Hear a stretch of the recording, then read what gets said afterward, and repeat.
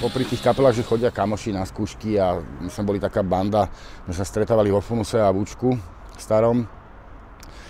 No tak chodili sme na koncerty a okolo tých kapiel sa vlastne vytvorila vždycky také nejaký, než fanklub, ale taká tlupa kamošov, ktorí sa občas zastavili aj na skúškach.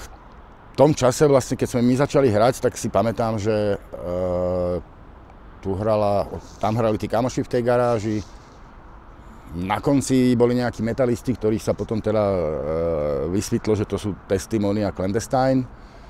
A niekde oproti boli nejakí rockery a nejakí hippisáci. A s tými sme sa iba zdravili, ale neboli sme akože nejak veľkí kamoši, ale normálne, vieš, že jak susedia proste z vedľajšej garáže. No ale potom neskôr sa to začalo rozrastať, že vlastne začali vznikať nové kapely, tu oproti zase ďalšia skúšobňa vznikla, kde vlastne hrala Eva Braun a všetky Klony a odrody, čo Koňo a Fazula, tá banda nejak zosmolili ešte s Oskarom. Tam sa viacej kapiel vystriedalo. Testimony sa tiež teda presťahovali do inej garáže, Clandestine dodali do inej garáže.